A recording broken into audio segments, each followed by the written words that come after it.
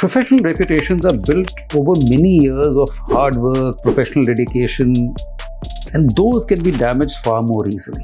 All medical procedures carry risk. It's important that in each disaster we record what happens and learn our lessons so that we are better prepared. What were some of the most pressurizing aspects for you? The pressure is to make sure that you don't cross the line. You're expected to maintain a certain standard. The second, of course, is the fear that medical professionals have of violence by the attendants or relatives of a patient, particularly if the medical outcome has been adverse. And doctors often face lawsuits. I told you we're becoming a litigious society. More and more people want to sue doctors and prove that what has happened to them is as a result of medical negligence. For all doctors, loss of a professional reputation probably has greater significance than financial loss in a lawsuit.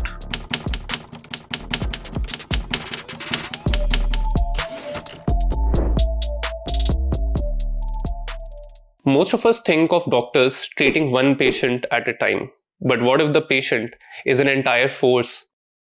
With treating patients also comes a cascading responsibility and accountability. And so, here we have Air Marshal Dr. Rajesh Vaidya. Dr. Rajesh Vaidya, thank you for being on our show. Happy to be here, Jayant. And let's take this forward. Perfect. So, Dr. Vaidya, starting off with a very basic question. Why medicine and why the Indian Air Force? All right. So, getting into medicine was not really a difficult choice. I come from an era where, by the time you were leaving school, there were only two options. You either did medicine or you did engineering. There was no third option. And since my dad was a surgeon, I think medicine came more naturally to me than engineering did. And therefore, medicine. And like any other impressionable, excitable young school-going boy at that time, I was very enamored by the armed forces. It was a glamorous, exciting life. But I guess my dad was smarter. He said, get a professional education and then you can join the forge. And hence I landed up at the Armed Forces Medical College, AFMC, which gave me the opportunity to do both, become a doctor, get a professional education, and join the armed forces. Wow. And that's how I landed up. Choosing the Air Force was probably a more informed decision. Having spent 4.5 years in AFMC, I had a fair idea of how life in the Army, the Navy, and the Air Force, how it is, and the Air Force life appealed to me. And I chose the Air Force over the Army and Navy, and I guess I've had no reason to regret my decision. So, Dr. Vaidya, you moved from community medicine to administration. What is the difference between treating patients at a population level versus one patient at a time? Right. So, community medicine is probably one of the least glamorous specialities that a doctor may choose. But, the bulk of the advances in human health that you've seen, this massive increase in life expectancy of humans, improvements in quality of life, have all come about as a result of interventions at a community medicine or public health level. The increases in human lifespan that have happened can probably directly be attributed to vaccination, better nutrition, living in a healthier environment, and probably to an extent smoking cessation. So therefore, community medicine can be immensely satisfying. The difference from a clinical specialty in community medicine is that the results of your intervention take many years to become apparent. Right. And the results are the non-occurrence of an event, disease not happening. Mm-hmm. And this is far more difficult to count than a dramatic event like a patient waking up after a surgery and finding himself fit. So the results are slow, the results are not so apparent, but the impact on human lives is far greater. So clearly, community medicine can be a very satisfying specialty to follow. Medical administration is not really a matter of choice in the Indian Air Force Medical Services and in a whole lot of organizations, medical organizations. As you grow senior, you are saddled with more and more administrative responsibility. Right, correct. I was the dean at AFMC, which was the top of your academic work. I would love to stay there, but you don't have a choice. The good part about coming to head the medical service that you've spent all your life is that you bring with yourself complete domain knowledge about how the system functions. And it's extremely important to have domain knowledge if you're going to effectively administer any organization. And this is particularly true for healthcare organizations. You can't head a healthcare organization if you don't have complete domain knowledge. So therefore, community medicine and administration, we're just It's just things that have flown over a period of time rather than, a conscious choice कि अभी क्या करना है, इसके बाद क्या करना है. Right. Seems like a very natural progression. Well, speaking of administration, Dr. Vaidya, you were the head of medical services for the Indian Air Force and you initiated the Fit for Life program. Could we maybe talk more about it? Can you tell us more about it, please? Right. So, fighting and winning wars needs people to be combat fit or medically fit and physically fit. Right. This is particularly true for people in actual combat roles, but even support roles, everyone needs to be fit. Only then your war effort can go the way it is supposed to go. You're probably aware that in India currently, the so-called metabolic syndrome, which is primarily caused by impaired glucose and impaired lipid metabolism, that is the sugar metabolism and fat metabolism, if that gets impaired, it results in a whole lot of diseases, typically like diabetes, obesity, and heart diseases. Right. You're aware that in India, a large proportion of people in the peak of their productive lives, 30 to 45 years age group, have these problems. And the armed forces are not immune to this epidemic. We come from the same stock, we also have the same problems. Now, the Fit for Life initiative was aimed at addressing primarily these three issues. These three diseases are colloquially referred to as lifestyle diseases. You've heard the term lifestyle diseases. It's spoken about everywhere. Yes. Now, the term lifestyle inherently has an element of choice. You choose whether to smoke or not to smoke. Right. You choose whether to drink alcohol or not drink alcohol. You choose what kind of food to eat, how much of food to eat. You choose whether to be physically active or to do no physical activity. All these aspects have a huge bearing on health, and these are the factors that determine whether, if you are genetically prone to these diseases, you will end up being obese, diabetic, or having heart disease. Right. So the Fit for Life initiative had two components. It ensured that all air warriors in the Air Force had access to good quality nutritive food, which was healthy nutrition, and they were given all the information that was required to promote physical activity, smoking cessation, limitation of alcohol intake. This was the Fit for Life initiative, and the same principles have application across all young Indians. I mean, we applied it in the Indian Air Force, but इसका ये मतलब नहीं है कि ये बाकियों के लिए लागू नहीं है, ये सबके लिए लागू है. So the Fit for Life initiative tried to address these issues in the Air Force, and I think these should be addressed across the country for everyone. So, Dr. Vaidya, when we talk about the Fit for Life program, one of the major problems could be adoption. Now, I understand that, in defense in general, people are more disciplined, but how do you sort of measure outcome and success and make sure that what you've prescribed for the program is actually being followed? All right. So two important aspects. How did we sort of implement it and how do we measure outcomes? See, as far as implementation is concerned, unfortunately, behavior change is the most difficult thing to bring about. Right. Telling a person that, this is what you should eat, this is what you should not eat, this is what you should do, this is what you should not do. ये बोलने में आसान है, करने में बहुत मुश्किल है. Right. In the armed forces, till you're married and start living in your own house where you cook your own food or your wife or your spouse cooks your food for you, you live in messes. And the food that you eat, you have no control over. जो mess में खाना बनता है, वो आप खाते हो. Right. What the Air Force can do, and what we did, was to ensure that mess में जो खाना बनता है, while it still caters to the taste aspect, it provides all the primary and the micronutrients in the correct amounts so that people could take healthy nutrition. The rest of the implementation was largely through advice and advise in a hard-hitting manner. Right. So in all our eating establishments, we gave the calorie equivalents. एक plate chole bhature खाओगे तो उसमें इतनी calories हैं, उसको जलाने के लिए इतनी देर जिम में जाना पड़ेगा या इतनी देर साइकिलिंग करनी पड़ेगी या वॉक करना पड़ेगा. This was for nutrition. The messages against smoking cessation are far more direct and far more effective. The other is people need to lead by example. Air Force में leadership is a very important thing. Right. Young people are mentored by their seniors. You see कि यार मेरा senior अच्छा काम कर रहा है, healthy lifestyle है, बहुत fit है. you will want to do it. If your senior's example is कि यार वो खाता पीता है, cigarette pita hai, leading unhealthy, his subordinates are unlikely to adopt healthy practices. Right. These are all various measures that can be used. Outcomes are measured by the state of health of the Indian Air Force. The Armed Forces monitors the state of health of all its personnel. Every year, everyone undergoes an annual medical examination where your health is assessed.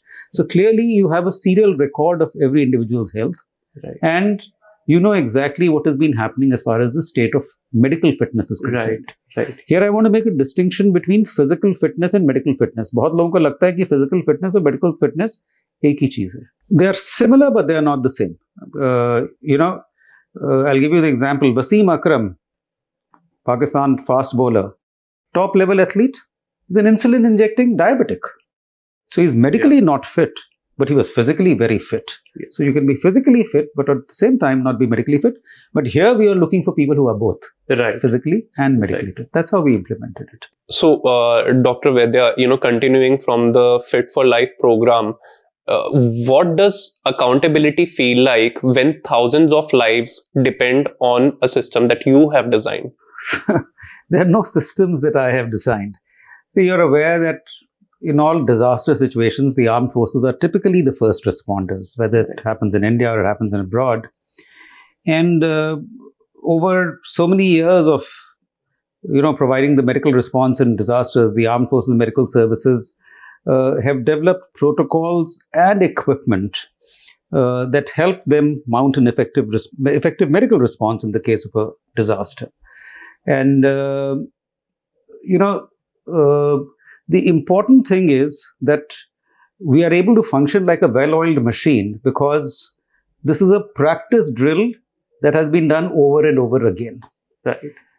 It's important that in each disaster, we record what happens and learn our lessons so that we are better prepared the next time a disaster comes along. You would recollect that during the most severe part of the COVID pandemic, the second wave as it was called, the armed forces set up multiple large hospitals in multiple cities to handle COVID patients because the civil health infrastructure had got completely overwhelmed. Right. All this comes from past experience, practicing and putting our systems in place. This is not something that an individual has put up. This is, institutional memory that has retained over the period of time, and you have equipped yourself accordingly. And how do you plan for something unforeseen? You can't really plan for something which has never happened earlier. Right. You've learned from past experiences. You have indices which allow you to make estimates of the kind of casualties that you will come across in a particular disaster, right. The numbers of casualties, what kind of care they would need. Mm-hmm. And based on that, you put together equipment to handle that many casualties, right. The number of people required to, render help to those people, and that is how you planned. You also get estimates of casualty figures from previous conflicts. Now, here I'm moving not from disasters, but to war situations. See, how do you predict how many casualties are likely to happen in a particular operation? So there, you look at what happened in different wars and you keep evolving your knowledge. So you study conflicts, you look at what is happening, you look at the kinds of injuries that are happening, the number of people getting injuries, in what situations people get injured, and then you prepare for taking care of them. That's how it works. So, Doctor, speaking of disaster response, Bhishm Matri Cube is one of your flagship initiatives. Could you tell us how innovation and responsibility came together to making it such a globally relevant tool? Necessity is the mother of invention is a very oft-quoted saying, and so it's very, very true. So I guess the development of this Bhishm Matri Cube stems from necessity. For effective medical response to a disaster, you need to get the right kind of equipment, the right kind of supplies, and the disaster management crew right to the heart of the disaster where the casualties are. And you need to get all these three there very, very quickly. Okay. That's only then can you mount an effective disaster medical response. So, like for all such innovations, the Bhishm Matri Cube, is a huge team effort where medical professionals, packaging experts, logistic veterans, and even tech innovators got together to design a product that would give us the ability to reach the heart of a disaster area where the casualties actually are very, very quickly. Right. So that's how this cube came up. Now, this cube, the key feature is its packaging and ease of transport. You can take it by road, you can take it by rail, you can take it by ship. We've taken it by air, we've taken it underslung under a helicopter, Wow. and we even para-dropped it even at high altitude. So clearly, the cube reaches exactly where the disaster is, whether there are roads, whether there is flooding, whether the normal channels of communication exist or they don't exist. You can get the relief material and the relief team to the heart of the disaster. Each cube, once it reaches there, can be deployed very, very rapidly. It's in a modular design, so it opens up and it gives you everything you need. Each cube gives you everything for disaster medical response for about 200 casualties. And I'm very glad that, not only have we sort of distributed it across India, we gave it to Ukraine during such a massive Ukraine-Russian war. And recently in Jamaica, where this Hurricane Melissa happened, the Air Matri cube has been used. So clearly, this is where it came from. It came from a desire to reach where the casualties are quickly with the right equipment and be able to do so rapidly. And like everything else, जैसे बोला, it's a team effort. ये किसी एक का हो ही नहीं सकता. It took, because it needed the medical supplies in the correct form, miniaturization, to be packed properly, and to be able, once you reach there, ऐसा नहीं होना चाहिए उसको खोलने में 6 घंटे लग जाएं, deploy करने में 6 घंटे लग जाएं. बहुत rapidly आप उसको खोल के ready for use कर सकते हैं. That's the Bhishm Matri cube. Wow, that's amazing. I'm sure, Dr. Vaidya, you've treated thousands of patients over the course of years. What were some of the most pressurizing aspects for you? Were they of medical nature, administrative, or ethical nature? So in all my years in the Indian Air Force, there were no medical pressures. One of the good parts about medical services in the armed forces is that you're able to follow scientific medicine, where the only consideration that you have is the clinical condition of the patient. So there are no medical pressures. There is no financial pressure, that this is to be done like this. Whatever the clinical condition of the patient dictates, that's how you decide on how you're going to manage the patient. In administration, of course, there are pressures that you would rather not have. Right. Somebody wanting to get posted to a place of preference, pressure to overlook some medical or personal misdemeanor. Right. Over a period of time, one learns to handle these pressures. But clearly, there are occasions when you have to give in to pressure. One is not happy about that. Right. But it happens. As far as ethics is concerned, I think the armed forces has probably the strongest ethical backbone in the country. For sure. Every single Fauji is actually assessed for ethics in your annual assessment. Right. And any digression, any minor deviation from the highest standards of integrity, highest personal, level of personal integrity or ethics is very severely punished. Right. So, the pressure is to make sure that you don't cross the line. Right. So you're expected to maintain a certain standard, and you have to maintain it. How do you operate under such high standards? For you, is it very restrictive, or is it, just about being very disciplined and, functioning with a very clear sense of defined purpose? Actually, it's not restrictive at all. When you see it being applied to everyone right from the time you join service and throughout, it becomes second nature. आपको उसके बारे में सोचना नहीं पड़ता है. It's not, probably somewhere in the back of your mind, it's always there that, look, the other thing is, if you're in uniform, you're very, very visible.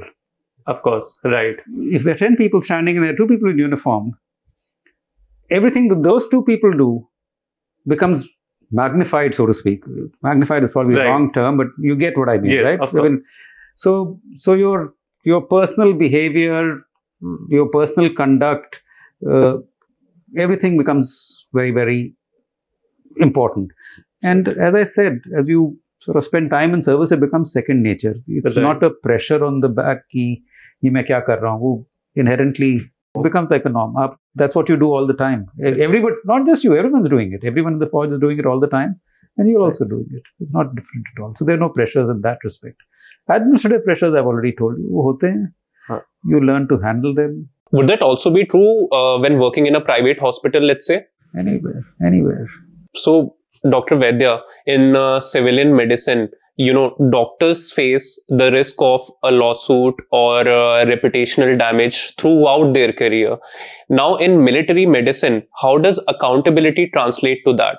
Right. See, for all doctors, and this is not true for military doctors, for all doctors, loss of a professional reputation probably has greater significance than financial loss in a lawsuit. Of course, right. And in any case, proving medical negligence, which is what is required in a lawsuit, is a very convoluted and extremely difficult thing. It's not easy to prove medical negligence. That's why you hear of lawsuits, but you hear of them once in a while. However, professional reputations are built over many years of hard work, professional dedication, and those can be damaged far more easily. Right. So doctors are probably far more wary about, loss of professional reputation rather than losing money. Money can be re-earned. Probably even financial losses can be high. But if you lose your professional reputation, it's hugely damaging. The same thing applies to military doctors. Military doctors also build professional reputations over many years of, dedicated, sincere service. Nobody wants to lose it. The second thing is, while there may not be too many lawsuits in the armed forces from patients, there is a very well laid out complaint redressal mechanism. Right. If there's a complaint against a doctor or another medical professional, a nurse or a paramedic, then typically an impartial inquiry is held. And if it is found that there has been professional misconduct, then there could be administrative, disciplinary, or even professional punishments that are handed out. Right. So there is a system of accountability even in the armed forces. Right. I would go to say that Fauj mein accountability is probably more rigorously imposed than what happens in the civil world. In the civil world, unfortunately, it is the patient who's fighting his or her case individually. Right. Yahan to organization wants to make sure that there is no wrongdoing happening. Right. So therefore, there is a system which exists in the Fauj as well. Got it. So there's a lot of learning for civilian medicine as well here. When it comes to medical negligence, is that something that you preemptively address in military medicine? Or is it something that, it is deeply ingrained as part of discipline within you, or there's more to it? Please, can you talk about it more? No. So I think wherever healthcare is delivered, there are set protocols, there's a standard of care that is required to be followed. Right. In order to safeguard patients, there are a whole lot of other procedures that have been put in place that you are legally required to follow. The doctors or healthcare establishments are legally required to follow. Right. Now, so if all these have been followed, if a sincere attempt has been made to provide the standard of care, given the facilities or the expertise or the equipment or the supplies available in a given situation, then nothing wrong has been done. A lot of these lawsuits stem from a ill-informed or, incorrectly informed or an impression that the patient has कि मेरे साथ ऐसा होना चाहिए था, ये गलत हुआ. Right. And that is why I've said that proving medical negligence is a very difficult thing. It can happen. There are cases of medical negligence. I'm not saying that doesn't happen. But there are multiple checks and balances that are built into systems, right? Both for individual conduct of healthcare professionals as well as how the healthcare facility is required to function to ensure that negligence doesn't happen. So we spoke about goodwill, something that most doctors value even more than their financial gain. So at the time of judgment, how important is intent in form of, does it weigh down the case, or is it more about the clinical methodology followed by the doctor? So I guess it's a combination of both. Like I said, what you're expected to provide to the patient is what is the standard of care. Her treatment protocol का, हर बीमारी का एक standard इलाज है, which is based Right. on the current medical knowledge. Right. As a trained medical professional, you're supposed to be able to deliver the standard of care. Okay. Now, at times, you're not able to deliver the standard of care because of constraints that are beyond your control. You're in a remote place, आपके पास same facilities नहीं हैं, a particular drug that was essential is not there. Right. Then obviously you can't be held responsible. Right. Right. Medical negligence is typically proven when you have failed to provide the standard of care because of acts of omission or commission. कुछ आपको करना चाहिए था जो आपने नहीं करा, या आपने कुछ चीज unnecessary करी जो आपको करनी नहीं चाहिए थी. Right. There could be commercial reasons for which you did something which was not required to be done, and that resulted in harm to the patient. That is also medical negligence. There was something that as a doctor you should have known and you should have done, and you have not done it. That is also medical negligence. Right. But like I said, difficult to prove, but it does happen. It's the bane of medical profession. But जितना patient की expectation होती है वो कई बार ज़्यादा होती है जितना होना चाहिए. That is how it functions. But because we are becoming a more litigious society, doctors are defending themselves by taking medical insurance and things like that. So I guess it balances out somewhere.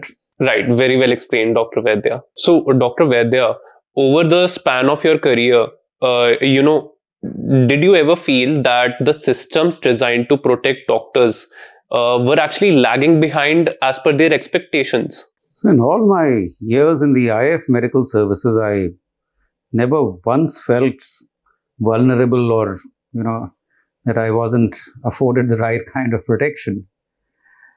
But in general, clearly there are steps that need to be taken for protection of not just doctors, but medical professionals. The two aspects I'd probably speak about. See, the first is postgraduate medical training.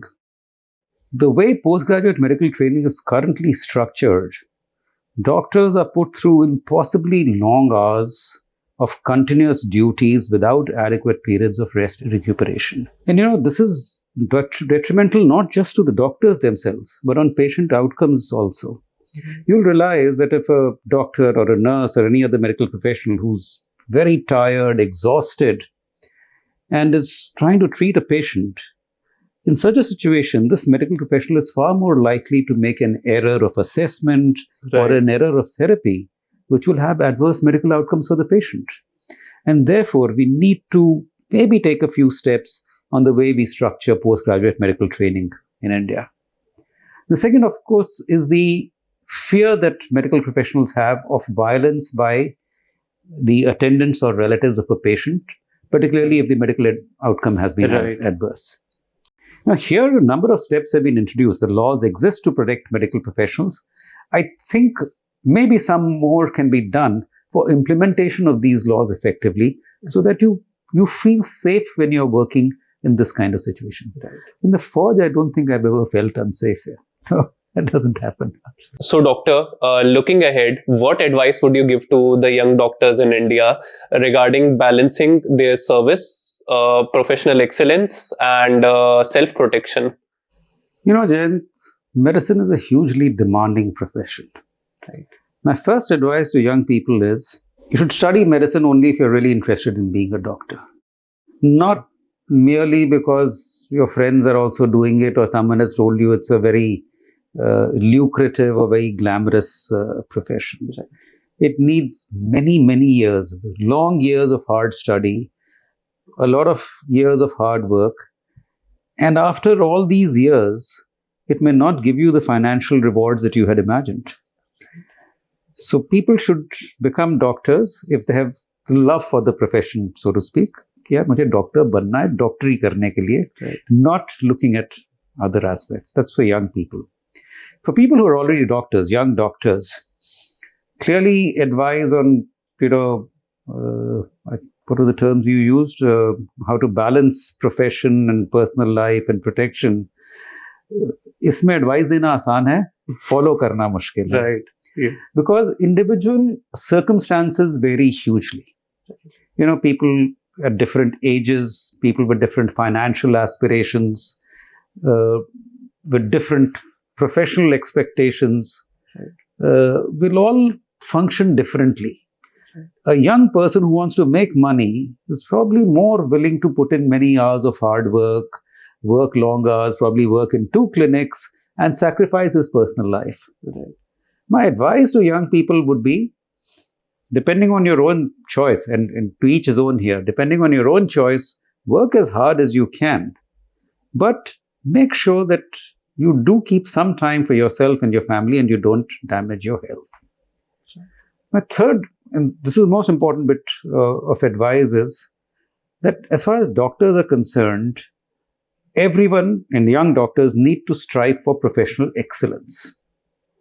The most important thing that marks you as a doctor is your professional competence. Your entire reputation is built on the edifice of professional competence. Mareez aapke paas aata hai with the expectation that you will cure him or her. Yes. Right. How you dress, how you speak, whether you can tell jokes, whether your social graces are great, all that is secondary. Right.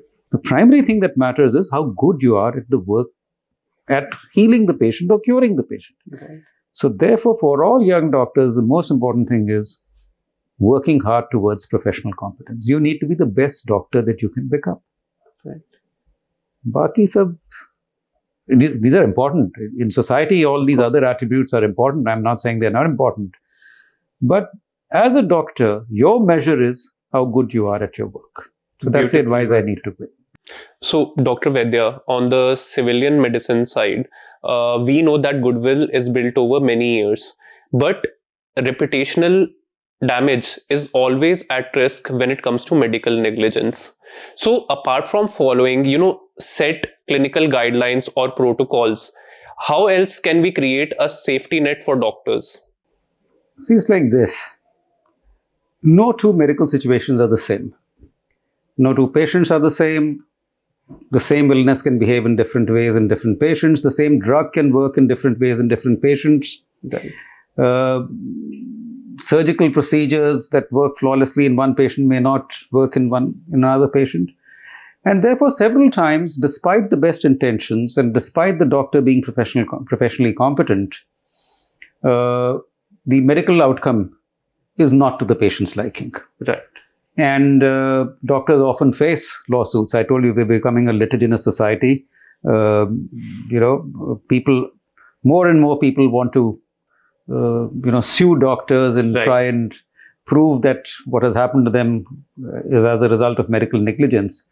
Now, we spoke about intent. Now, the doctor's intent may be pure, may be completely correct, but intent is too intangible to prove. Right. And therefore, I certainly believe that doctors should take adequate professional indemnity cover to cater for these strange, unforeseen situations where, despite you not being at fault, the patient believes you're at fault, the patient files a lawsuit, and it's impossible to predict the outcome of lawsuits.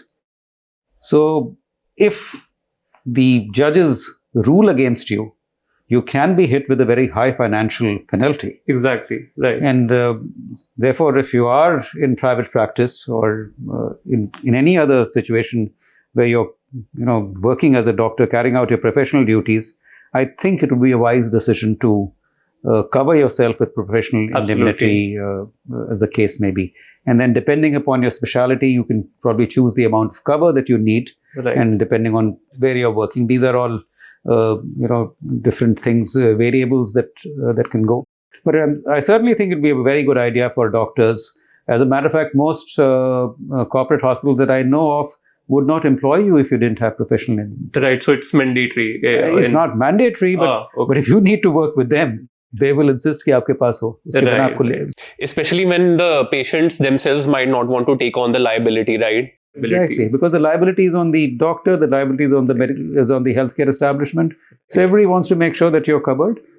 I certainly think it's a good idea to get. Right, and as you said, even when everything is done correctly, outcomes are always not the most desirable ones. And at times errors happen. Right. All medical procedures carry risk. You have to understand that. Yes. It's said here, this is a very safe procedure. The risk is 2%. 2% is 2 out of 100. How do you know you're not that one of those 2 out of the 200? So आपको तो adverse outcome हो गया. आपने sue करा. The doctor can keep shouting from the rooftops कि यार ये तो 2% में है, 2% में है. But who knows how the judge will rule? Yeah. That's how it is. Thank you, Dr. Vaidya, for being a part of the show. It was a pleasure to have you, and I'm sure we all learned a lot. I'm happy to be here, Jayant, and thank you for inviting me for this. Thank you so much for joining us. And for more such podcasts, stay tuned to the White Coat Tapes by Policybazaar for Business.